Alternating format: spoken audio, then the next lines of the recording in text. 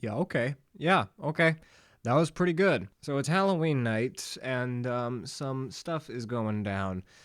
In particular, the thing I want to look at today, and I haven't done a reaction video in a while, mainly because I've been busy with the Gemini video that is coming hopefully soon, but probably not. But it's Halloween night. I just got back from Seattle trying to get into a 21 and up show. I unfortunately did not because I turned 21 tomorrow. So I came home a little bit early. And I saw while I was in Seattle that UrbanSPOOK posted a new video, so I watched it while I was out there because I wasn't planning on making a video for it, honestly, even though I am a follower of UrbanSPOOK and his work. I do enjoy the painter quite a bit. I have a video on my channel. If you want to watch it, you can do that. It is very old and a little bit dated, so the quality on there isn't the best, but hey, if you want to check it out and spread some love, feel free to do so. But he posted a new video that he had been teasing for a while now, called Analog Horror Hell. Now, like I said, I wasn't planning on doing a video on this, but I watched it while I was in Seattle, and honestly, I'm a bit surprised. Now, even though I like UrbanSPOOK's work, I am one of the people who can acknowledge that it's not been the most consistent analog horror series. It's had its ups and downs. There have been some things that I really like about it, and then there have been some things that I really don't like about it. But this episode has definitely been the best overall episode of the series so far. Like, period. There's a segment at the end that will dissect, but I also just want to say that I was right in my video, Skin Faces Bill Collins. I called it! So anyways, I'm gonna watch it, and I'm gonna try and break it down to the best of my memory, because I haven't watched these videos in a while, but I'm gonna try and connect some puzzle pieces, and also just you know, share some love for UrbanSPOOK and the jump in quality on this one. Let's go ahead and do it. This is The Painter, episode 9, Hell. Of course, we get a warning, you know, because this is actually extremely graphic. So last night, police got into an anonymous, oh my god. Listen, man, I was driving for about 2 hours on the freeway, in the dark, in the rain. The lines aren't painted very well, okay? My brain is a bit skewed. Excuse my terrible English. Last night, police got an anonymous tip about trespassers in an abandoned textile and paint factory. So, already connecting with the theme of the series being about paintings, the call had been made from a telephone booth not too far from the site. Now this is interesting, because we don't know who actually called. It was anonymous. But this, in the workshop outside the factory, police found a shocking discovery. Now this, the actual, like, police body cam footage, we've never seen this before. So when I saw this, I was like, oh, he's doing it for, like, the entire video. It's not just the end. We're not just getting, like, a slideshow this time. Like, this is some actual, like, video footage. And I don't know. I found that to be very cool. But let's continue, because we do get some more, I guess, stereotypical things that happen throughout the series. This is not shy of the brutality, so I'm gonna have to be careful not to get this video age restricted. You can already see something is kind of censored in the room there. Body parts from 5 different victims were found inside, so already very nasty, but compared to what we've had so far, it's not too bad, but I assure you it gets worse. Some remains had been sewn together into something resembling clothing, so they were obviously, like, skinning their victims as well. This is kind of the killer's hideout, I guess. A set of stairs led down into what could be dubbed the cage room. Now this is gonna get interesting here as well. It was evident that the room had been lived in for a long time. Now my question is, if you're finding paintings scattered throughout the murder sites, how dumb are these police officers that they don't check a paint factory?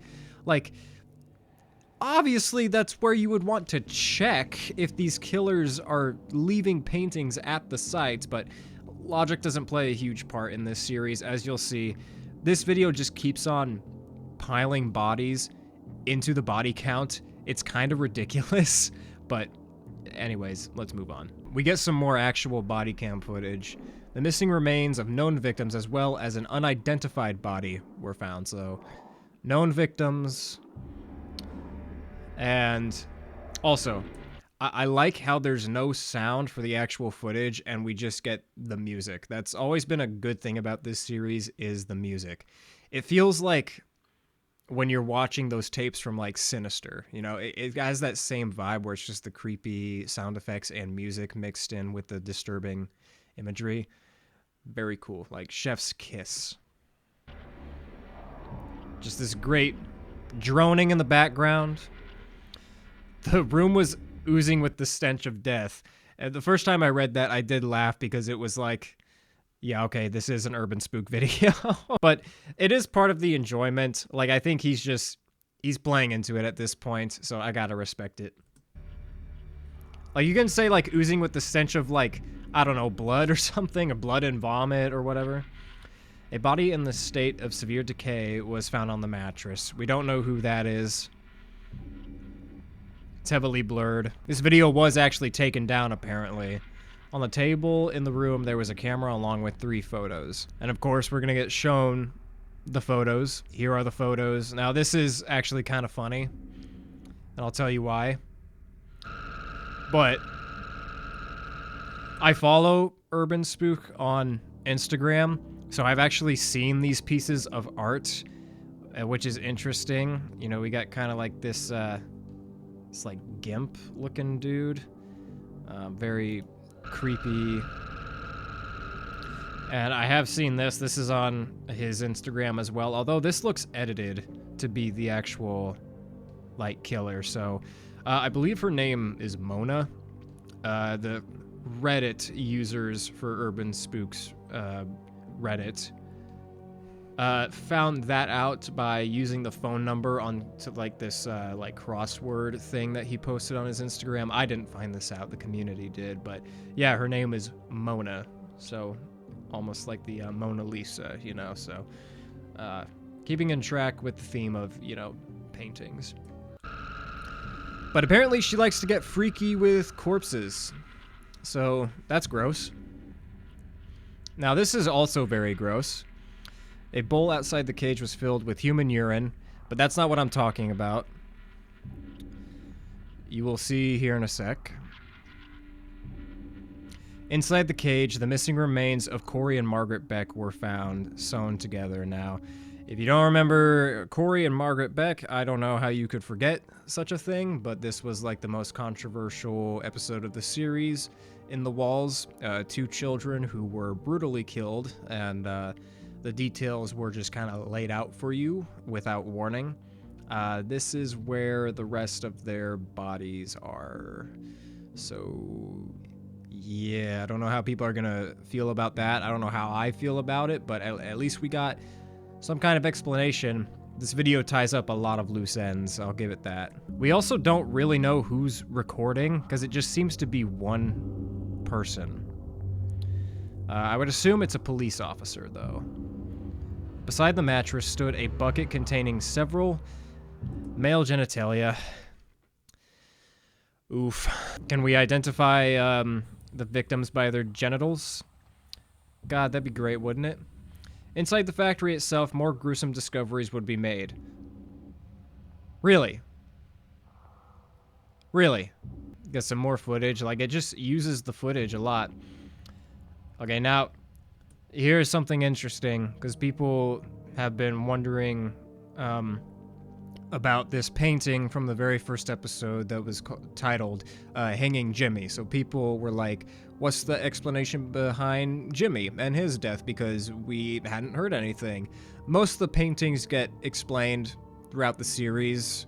They're just kind of setups to describe these horrible murders, but that one was never described. But here we get an explanation. He has been here the whole time, just decaying on a rope.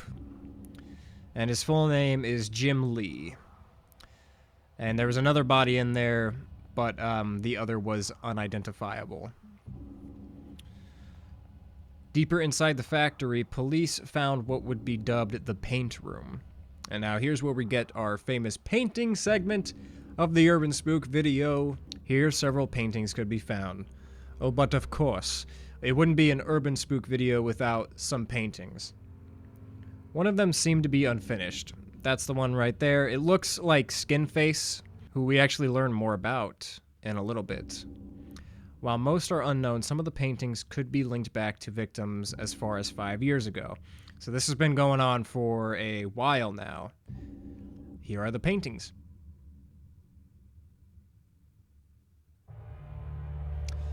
I don't know who Emma is. I don't know who Betty is. I don't know what that is. I don't know who Mark is. I don't know who Heath is.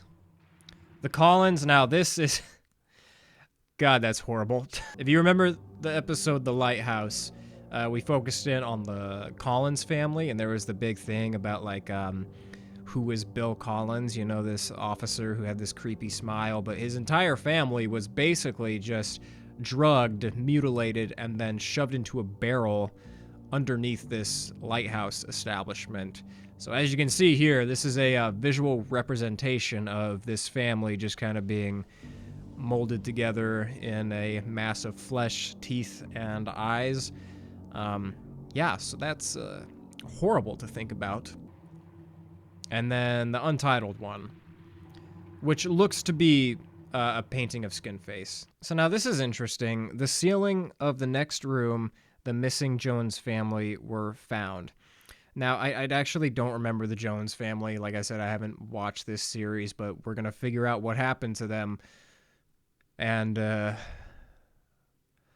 oof. Well, let's just watch it. So we got 4 people. And a chain had been dragged through their bodies. I'm assuming mouth through anus. Yeah, it's terrible. Yeah, it's really bad. They were all in a different state of decomposition, so presumably they all had to watch each other get killed, which is unfortunate. In the basement of the building, more bodies were found. Even more. They're piling up. The body count that these killers have is outrageous. 4 victims had partially been eaten. You know what? That's like the least horrifying thing that has happened in the series so far. Is cannibalism. And when that's like the least horrifying thing, you know this series is try-hard. The identity of these victims are yet unknown. That is a decapitated head that is censored. Here the police found their colleague Sarah Stone and her husband. So they were kidnapped in the last video, Meet, when the painters broke in. Their mouths had been sewn to each other's rectal openings. Now, as bad as that is, this next line is hilarious. They both have been force-fed rocks. Like what? You tell me they were shitting bricks? It's terrible. It's terrible to think about, but it is kind of silly. Going even further down, the police entered the sewer system. Now here's where I thought they were going to find Sean, the man in the pipes painting. But here the police found what would end up being the turning point in the case. Now this is actually leading us to the best part of this video. There's a bunch of writing on the wall that is just one phrase, and I'll explain it when we get to it, basically. Once you've been to hell, you never come back. And that's just written on there.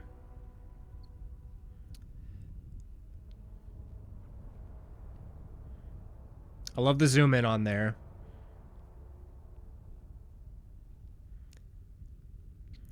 So the phrase, once you've been to hell, you never come back, is something that Tina Rosenberg said in an interview not long after surviving her attack. Now, she was the witness in the forest video.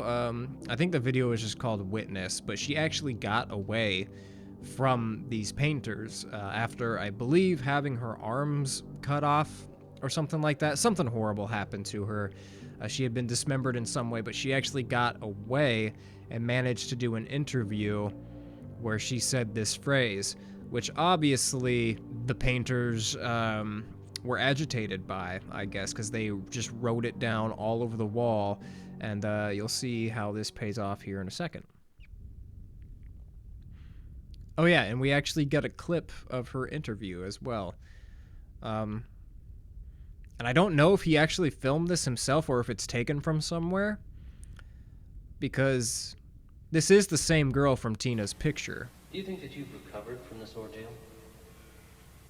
I'll never recover. I'll never be the same. Those people took me to hell. And once you've been in hell, you never come back. And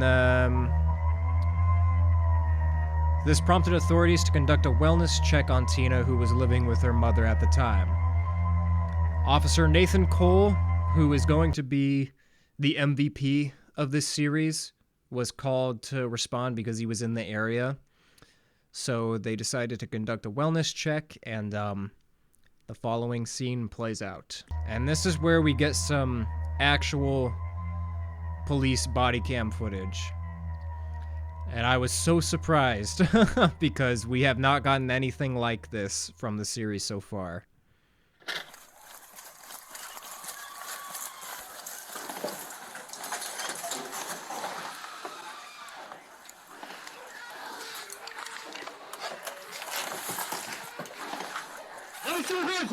And there they are. Do not move! Let me see your hands right now! Let me see your hands! Do not move! You understand?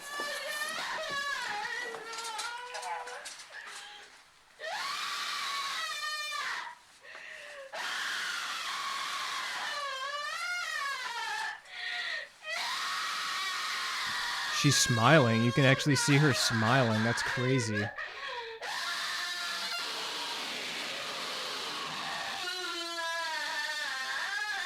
And I think that was morphing into her face. So this is loud. The screams continue on, which actually adds to the effect. The music is all gone at this point. But Tina had her eyes and ears punctured with a pair of knitting needles, so effectively blinding her and deafening her. Now this is actually awful in like a good way. Like, this is actually terrifying. She was not aware that she was being rescued because she's blind and she's deaf. So she kept screaming for 20 minutes while the cops tried to help her. That is actually terrifying. That is so disturbing, and like the best way that isn't like try hard. Like, that's just good, disturbing shit. And just, her mother was dismembered.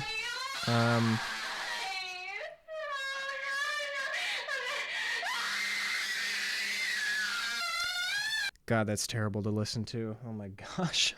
Whoever he gets the voice act in this series he only gets the best, I gotta say. The autopsy revealed that the killer behind the mask was former police officer Bill Collins. I called it. It wasn't Jack. It was Bill Collins the whole time, man. I was right when I made that video about a year ago now.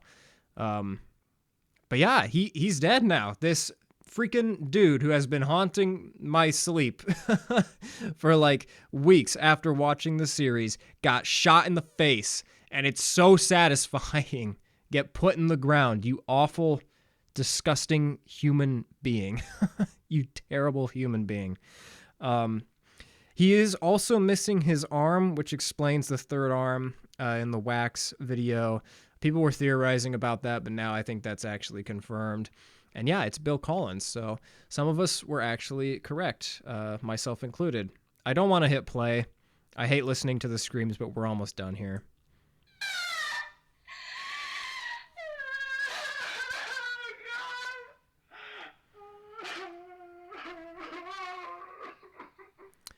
But his DNA was found with his family's remains, so something happened. My God. I get chills from that. It's actually effective. And like, here is our painter, Mona Lanius. Mona Lanius, a funny last name, a goofy last name, was apprehended by Officer Nathan Cole, the true MVP of this series. Like, finally, we've put a stop to the freaking rampage. Like, my God, he was a absolute Chad for running in there with his gun out. Finally, someone does something.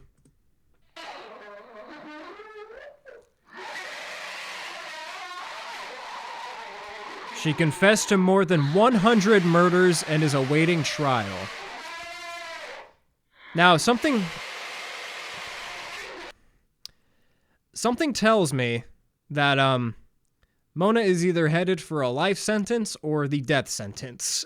If she somehow gets out, then our justice system has truly failed. But that was the latest Urban Spook video, and that was easily the best video he has made so far. Like I said, I watched this in my car on my phone, and I was actually impressed with this entire segment here. I'm gonna watch it again because it's terrible, but it's also so well done. Like, just the fact that it's so fast-paced, you can hear the screaming from outside the house. He's running in there with his gun drawn. And it's censored, obviously, but her mother's corpse is right there in the kitchen. The house is in disarray. I'm guessing that was Tina's wheelchair because she was disabled, which, again, terrible. Like, these killers have no mercy at all. And this dude, being the absolute Chad he is, runs in there while they are both in there. And honestly, I was surprised that we would see them. I thought that they wouldn't be in there and it would just be Tina in there, but no, they're actually in there. And freaking Bill Collins, or Mask Face, Flesh Face, whatever you want to call him, gets shot. All while she's still screaming. He's dead. Like, Let me see your hands. dude, this whole time, I just wanted him to shoot her. Like, I just wanted this to be over, but I think we're gonna get a trial in the next episode or something.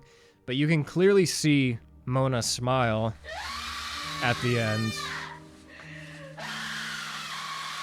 Like, that, there's clearly a smile there, which just, like, evil person. Like, I don't know what the deal is with her. I'm sure we're gonna get some kind of info. Like, I don't even know what the deal with Bill is either. He's just kind of, like, ravenous. Like, was he actually a victim in all this, or did he do this all willingly? I don't know. We'll know in the next episode. But yeah, like, over 100 freaking kills under their belts. And yeah, this whole ending is just so effective. Like, I have to give credit where credit is due. My guy stepped up. He made a damn good segment, and honestly, a better video than he's ever done. That's great. If you want to watch the video for yourself, I'll have it linked in my description. Be sure to go show some love to this one. I think it's actually very well done. And let me know what you all thought of it if you watched it previously. I'm not going to get too heavy into, like, theories or anything. I'm just going to wait until the next one comes out. And if it's good, I might do another actual reaction to it.